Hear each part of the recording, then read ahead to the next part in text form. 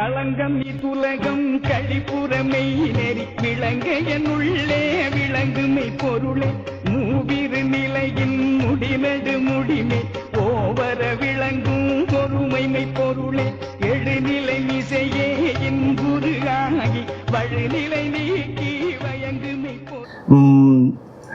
இங்கே வந்திருக்கும் ஐயா சித்தர் ஐயா அவர்களுக்கு திருவடி வணங்கிட்டு அவர்களுடைய வந்திருக்கும் அடியார்கள், வந்திருக்கும் மருத்துவர்கள் மற்றும் கற்ற குருமார்கள் எவ்வளோ பேர் இங்கே வந்திருக்கீங்க. அடியன் உங்களை விட வயது சிறியவனாக இருந்தாலும் இங்கே வந்திருக்கும் எல்லாரையும் என்னை ஆசீர்வாதம் பண்ணணும். முதல்ல அதை நான் கேட்டுக்கொள்கிறேன். கற்றதனால் ஆய பயனென் கொள் வாளறிவன் நற்றார் தொழார் எனில். கற்றல் கற்பித்தல் அது ஒரு வாழ்வியலில் எப்பவுமே இருக்கணும் அப்படின்றது எனக்கு தெரிஞ்ச ஒரு அற்புதமான விஷயம் ஐயா மூலயமா. இதே போல தான் போன ஆண்டு இங்கே இந்த கருத்தரங்கத்துக்கு அடியேன் வந்திருந்தேன். எங்கள் குருநாதர் ஆசான் அவர்கள் இயலர் பழனிசாமி ஐயா அவர்களை வணங்கி கொண்டு, சித்தர் பெருமக்கள் அனைவரையும் வணங்கி கொண்டு இந்த உரையை ஆரம்பிக்கின்றேன். நமக்கெல்லாம் இந்த தமிழர்களாக பிறந்தது மிகப்பெரிய ஒரு அற்புதம். அது மட்டும் இல்லாமல் அந்த தமிழர் நெறியை நம் பின்பற்றுவது என்பது நம் வாழ்வியலில் ரொம்ப மகிழ்ச்சியை கொடுக்கக்கூடிய ஒரு விஷயம். ஆகையால் இந்த கல்வி எனக்கு கிடைச்சது ஒரு ஆண்டு பார்த்திங்கன்னா நான் மருத்துவம் படிக்கிறதுக்காக ஐயா கிட்ட போய் சேர்ந்தேன். அதாவது பார்த்திங்கன்னா வரும சிகிச்சையாளர், அதுதான் நான் ஒரு வருடம் ஐயா கிட்ட படித்தேன். ஆனால் பார்த்திங்கன்னா வரும சிகிச்சை மட்டும் இல்லாமல் வாழ்வியலை பற்றி ஐயா ரொம்ப விஷயங்கள் எங்களுக்கு சொல்லி கொடுத்தாங்க. வாழ்வியலில் நம்ம சில விஷயங்கள்லாம் தேடுதலால் சில வயதுகளில் நம்ம அதை கடந்து போயிடுறோம். அப்படி இல்லாமல் நம்மளுடைய வயதுகளில் எது எந்தெந்த வயதில் தேவை என்பதை நம்ம கவனிக்காமல் விட்டுட்டேன். என்னுடைய அனுபவத்தில் அந்த வகையில் எவ்வளோ புரிதல் எனக்கு கிடைச்சிது. அப்படி கிடைக்கிறப்ப எனக்கு ஆச்சரியங்களை கொடுத்த பல விஷயங்கள், அதில் ஒரு சிலதை நான் இங்கே பகிர்ந்துக்கலான்னு இருக்கிறேன்.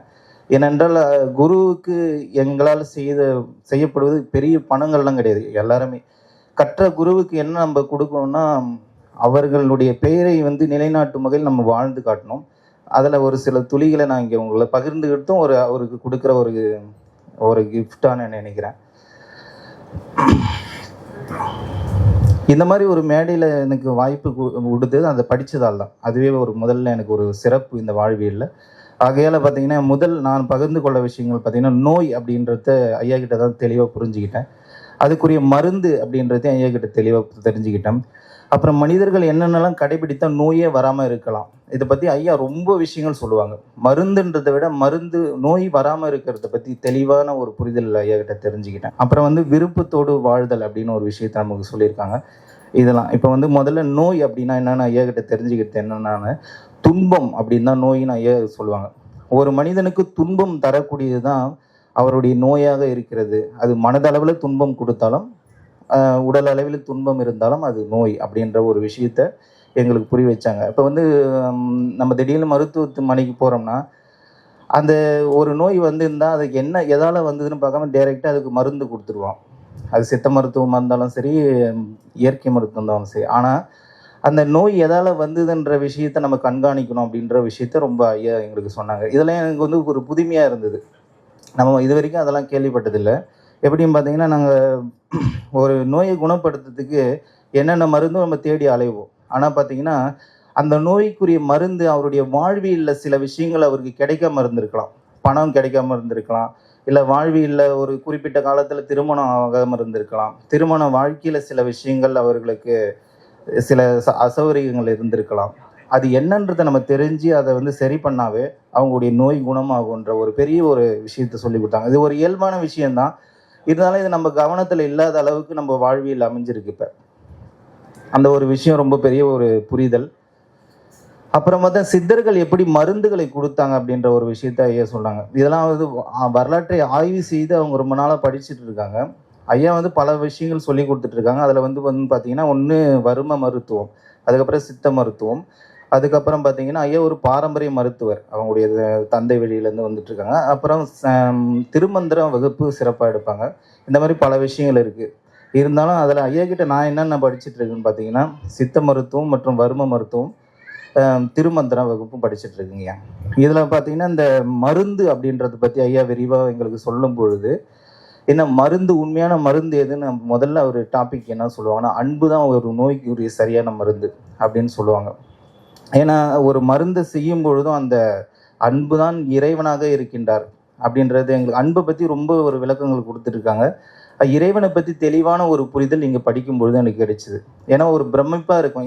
என்னுடைய அருகில் இறைவன் இருக்கிறத நான் மறந்து ரொம்ப தூரமாக விலகி இருந்து வணங்கியது ரொம்ப நாள். ஆனால் என்னுள்ள ரொம்ப இணக்கமாக இருக்கின்ற இறைவனை அன்பு என்ற ஒரு பொருளாக இருக்கின்றார் என்பது ஐயா கிட்ட நான் அதை ரொம்ப தெரிஞ்சுக்கிட்டேன். ஏன்னா இது எனக்கு ரொம்ப கிடைச்சதால எல்லாம் மகிழ்ச்சியாக அதை அன்பாக கை தட்டலாம். ஏன்னா அன்பு வரும்பொழுது ஒரு மனிதன் என்ன பண்ணுவார் பார்த்தீங்கன்னா, ஒரு அன்பான ஒரு மனைவியோ இல்லை அன்பான தாய்கிட்டே பார்த்தீங்கன்னா ரொம்ப ஒரு அன்பு வந்தது கண்ணில் கண்ணீர் மல்லுகிடும். அதே ஒரு பக்தி வரும்பொழுதும் அவங்களுடைய கண்ணில் தண்ணி வரும். அப்போ வந்து பார்த்தீங்கன்னா அன்பு தான் இறைவனுடைய ரூபமாக இருக்குது. கோயிலில் நான் பல முறை கண்ணில் தண்ணி வந்து வணங்கியிருக்கேன். ஆனால் அன்பு வரும்போது நான் அதை பார்த்ததில்லை. ஆனால் கொஞ்ச நாளாக அதுக்கு கண்ணீர் வடிச்சிட்ருக்கேன். அது இப்போ தான் எனக்கு ரொம்ப அது ஒரு மகிழ்ச்சியாக இருக்குது. கண்ணீர்னால் அது எப்படின்னு சொல்ல தெரியல. ஐயா வரப்பையும் என்னுடைய உள்ளத்தில் ஒரு கசிவு ஏற்பட்டது. இப்போ கூட பார்த்தீங்கன்னா விளக்கு இறைவனை பார்த்து நான் முதல்ல ஏற்றி வச்சோம். அன்பு இருக்கிற இடத்த நோக்கி அது தானாகவே திரும்பி நிற்கிது. அது எனக்கு ரொம்ப ஒரு நெகிழ்வை தந்தது. முதல்ல அந்த விளக்கு அப்படி இப்படின்னு சரி பண்ணனாலும் எல்லாம் பண்ணாங்க. ஐயா எப்பவுமே சொல்லுவாங்க, இறைவன் நடுவில் இருந்தாலும் 2 பக்கம் 2 விளக்கு இறைவனை பார்த்த மாதிரி வைக்கணும்னு சொல்லுவாங்க. ஆனால் இறைவன் எங்கே இருக்காருன்னு நான் பழைய படிப்பில் படித்த போது அடியார்கள் உள்ளத்தில் தான் இறைவன் இருப்பாங்க. அப்போ அவரை பற்றி எனக்கு புரிதல் ஏற்பட்டது. அந்த விளக்கு தானே இந்த பக்கம் திரும்பி வர மாதிரி ஒரு இயல்பு ஏற்பட்டு விட்டது. அது ஒரு நெகிழ்வை கொடுத்ததாக நான் இங்கே பகிர்ந்து கொள்கின்றேன். அப்புறம் வந்து அட்டமா சித்துகளை பற்றி ஐயா எங்களுக்கு தெளிவாக சொல்லியிருக்காங்க. அதில் வந்து ஒரு விஷயம் வந்து ஒரே ஒரு சித்தை மட்டும் இங்கே பகிர்ந்துக்கலாம். ஏன்னா அது எனக்கு ஒரு பிரம்மாண்டமான ரொம்ப நாளாக வந்து அட்டமா சித்துனா அனிமா கரிமா லகிமா இப்படின்னு பார்த்துருக்கோம். அதுக்கு விளக்கங்கள்லாம் வெவ்வேறு விதமாக கொடுத்துருக்காங்க. அந்த அனிமான்ற விஷயத்தை மட்டும் உங்களுக்கு நான் பகிர்ந்துக்கிறேன். ஏன்னா அதுதான் முதல் சித்துவாக இருக்கின்றது. அனிமா அப்படின்னு பார்த்தீங்கன்னா ஐயா எங்களுக்கு அந்த ஸ்ரீரங்கத்தில் முதல்ல அது வகுப்பெடுத்தாங்க. அப்போது இதை தான் சொன்னாங்க. அனிமா என்பது என்ன அப்படின்னு பார்த்தீங்கன்னா உங்களுக்கு எல்லாருக்கும் தெரிஞ்சிருக்கும். என்னன்னு ஏதாவது தெரிஞ்ச சொல்லுங்கள், நீங்கள் யாராவது சொல்லலாம், தெரியுங்களா? அணுவை விட சிறியதாக தன்னை வடிவமைத்துக் கொள்வது அப்படின்னு சொல்லுவாங்க. அதுக்கு ஐயா வந்து எங்களுக்கு தெளிவான ஒரு விளக்கம் கொடுத்தாங்க. என்னென்னா அந்த மாதிரி கிராஃபிக்ஸ் பண்ணுற மாதிரி இல்லை. ஒரு மனிதன் தன்னுடைய உணர்வு நிலையில் வந்து பார்த்தீங்கன்னா அணுவை விடவும் எளிமையானவனாக தன் வாழ்வியலை அமைத்துக் கொள்ளுதல். எளிமையானதுன்னு பார்த்தீங்கன்னா எளிமையாக சில விஷயங்களை கடந்து போகிற விஷயங்களாக இருக்கலாம்.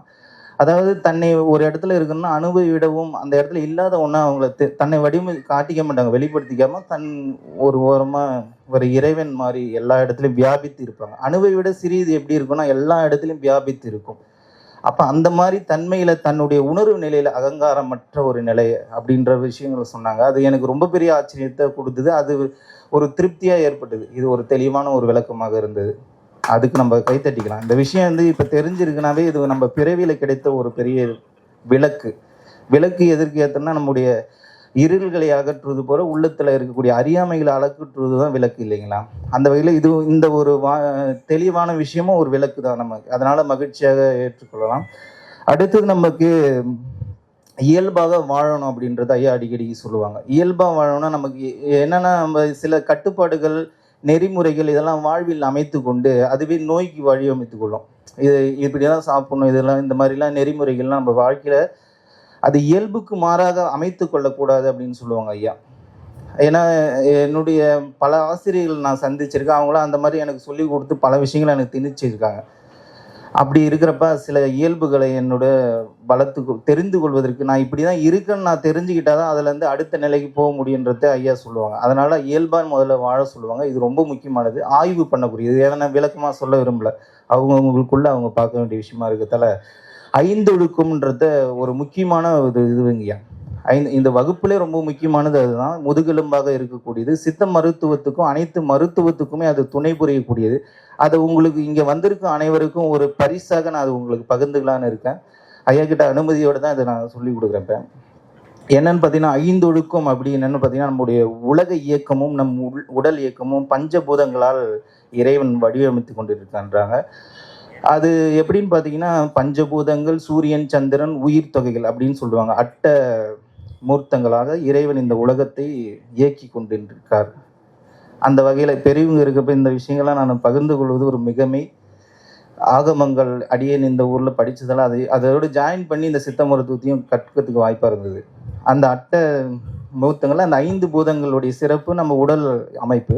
அந்த உடல்ல வந்து எப்படி அதை வச்சுக்கணும், தகவமைத்துக் கொள்ளுதல், அதை எப்படி ஆரோக்கியமா வைத்துக்கலாம் நம்முடைய வாழ்க்கையை, அதை வச்சு பார்க்குறப்ப அந்த 5 பூதங்கள் எப்படிலாம் நம்ம உடம்பு ஆரோக்கியமாக வைக்குதுன்னா, உறக்கம், அப்புறம் பார்த்தீங்கன்னா நல்ல குளியல், நல்ல சுவாச பயிற்சி, உடல் உழைப்பு.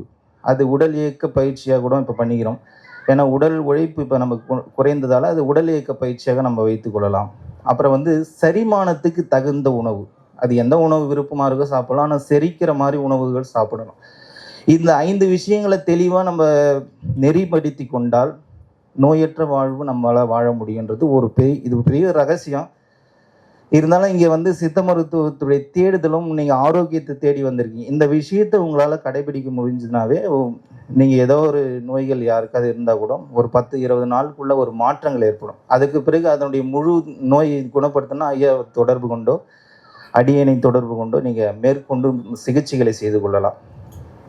உறுதியாக என்ன சொல்ல முடியும்னா, அடுத்தது உறவுகள், நமக்கு முக்கியமான உறவுகள் அப்படின்றத பற்றி சொன்னாங்க. இதெல்லாம் நான் மேலோட்டமாக தான் சொல்கிறேன். ஏன்னா நான் படித்தது இதெல்லாம் ஒரு நாள் ஃபுல்லாக அந்த 5 ஒழுக்கத்தை பற்றி விளக்கமாக தெளிவாக உள்ளே போவாங்க. என்னென்னலாம் சாப்பிடணும், பாரம்பரியத்தில் எப்படி உணவுகள் பரிணமிச்சு வந்தது, மருந்துகள் எப்படி மனிதன் கண்டுபிடித்து இறைவன் அறிவை விதைத்தார் நமக்குள்ள, இப்படிலாம் பல விஷயங்கள் ரொம்ப பேசுவாங்க. அது ஒரு இயல்பாக தான் நடக்கும், வகுப்பு மாதிரி நடக்காது. எனக்கு அது பழக்கம் இல்லை. ஏன்னா நான் டிஎன்பிசி இந்த மாதிரி படித்து வரப்பெல்லாம் டக்குன்னு சிலபஸ் நடத்திக்கிட்டே போவாங்க. அந்த பழக்கத்தில் இருந்தாலும் அங்கே போனது நான் எதிர்பார்ப்புகள் அதிகமாக இருந்துச்சு எனக்கு. டக்குன்னு ரொம்ப சொல்லி கொடுப்பாங்கன்னு. ஆனால் பார்த்தோன்னா அது ஒரு மலர்வது போல தான் எங்களுக்குள்ள ஐயா. ஆனால் ஒவ்வொரு சொல்லி வைத்த விஷயங்களும் எங்களுக்குள்ள ஒரு விதை போட்ட மாதிரி வளர்ந்து கொண்டு இருக்கின்றது. அது ரொம்ப மகிழ்ச்சியான எனக்கு ஒரு விஷயம்.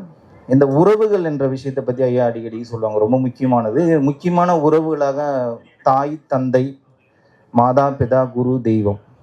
அந்த வகையில் நமக்கு இப்போ குருவும் நம்ம ஆசீர்வதித்து கொண்டு இருக்கின்றார். அந்த வகையில் நமக்கு வந்து முதல்ல தாய் தந்தையர்களுடைய உறவுகள் இருந்தாலும் நம்ம குருவை நாடி செல்வது ரொம்ப முக்கியம். ஏன்னா இறைவனை உணர்த்துவதற்காக, தெய்வத்தை உணர்த்துவதற்காக குரு கண்டிப்பாக வேணும். தெய்வத்தை உணர்த்துவதுனா தெய்வத்தை நமக்கு காட்டுறது நம்ம வாழ்வி நெறியாக வாழ்ந்து முழுமையாக மகிழ்ச்சி அடைவது தான் இறைநிலை அடைவது. அப்படின்னு தான் என்னுடைய புரிதலில் இப்போ புரிஞ்சு கொண்டிருக்கின்றது. அவரவர் புரிதல் எப்படியோ அதை நோக்கி பயணிக்கலாம். அந்த வகையில் நம்ம அடுத்தது என்னன்னா, நம்ம வாழ்வில் ஒரு நிலை அடைந்தோம் என்றால் குருவை நாடு செல்வது ஒரு சிறப்பு. அந்த வகையில் எங்களுக்கு கிடைத்த குருவாக ஐயா எங்களுடைய ஆசான் பழனிச்சாமி ஐயா ரொம்ப பெரிய ஒரு இது. பார்க்கறதுக்கு ரொம்ப எளிமையாக வெளிப்படுத்திக்க மாட்டாங்க. ஆனால் அவர் கூட பழகிறப்ப தான் தெரியும், ஒரு நம்முடைய உள்ளே இருந்து எல்லா விஷயத்தையும் தெளிவுபடுத்தி நமக்கு தேவையான விஷயத்தை அவரவருக்கு தேவையானதை வழிநடத்தக்கூடிய ஒரு தெளிவு அவருக்கு இருக்குது. மருத்துவத்தை பற்றி சரியான ஒரு தத்துவார்த்த ரீதியான புரிதலும் எல்லாமே அவர்கிட்ட இருக்குது. அது ரொம்ப பிரம்மமான விஷயம். நான் பார்த்து ரொம்ப வியப்படைந்த விஷயங்கள்ல அதுவும் ஒன்று. அப்புறம் வந்து பார்த்தீங்கன்னா, நம்ம வாழ்வியலில் இப்போ வாழ்ந்து கொண்டிருக்கோம். இன்னைக்கெல்லாம் பேசிக்கலாம் உங்களோட லைஃப் இப்படி இருக்குது அப்படின்னு சொல்லுவீங்க.